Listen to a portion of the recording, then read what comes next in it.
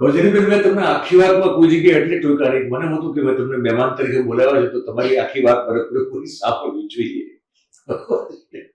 એટલે અમે બિલકુલ તમારી આખી વાતને સાંભળી. તમે એક પ્રકારની આભાર સ્પીચ જે છે, થેન્ક્સ ગિવિંગ સ્પીચ તમે આપી છે નરેશભાઈને, હું એવું કહીશ. પણ એનીવેઝ, કારણ કે મેં કીધું કે ગેસ્ટ છો એટલે તમને કમસે કમ you have to at least see to that.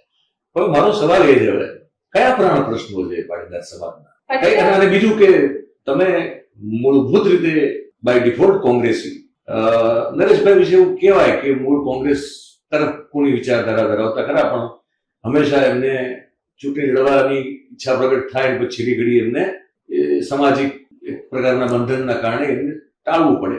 અનારબેન સંપૂર્ણપણે ઓબ્વિયસલી એમના માતાજી ગુજરાતના મુખ્યમંત્રી રહી ચૂકેલા છે, એટલે એ કોઈ કાળે કોંગ્રેસી નથી. પાટીદાર સમાજ, લેવા પટેલ સમાજમાં મેક્સિમમ લોકો આપણે જોયું છે કે બીજેપી સમર્થનમાં હોય છે, અને તમારો સમાવેશ થયો એક સામાજિક સંરચનાના ભાગરૂપે, બરોબર છે. તો એક કોંગ્રેસી, હાર્ડકોર કોંગ્રેસી મહિલા નેતા આ સંગઠનમાં કેવી રીતે તમે શું કરી શકશો, પહેલી વાત. અને બીજું કે જો નરેશભાઈ જે છે, શું હવે એમાં એવું માનીએ કે નરેશભાઈ હવે કદાચ કોઈ આવતા સમયમાં ચૂંટણી લડવા માટે આપણને મેદાનમાં ઉતરતા દેખાય? કારણ કે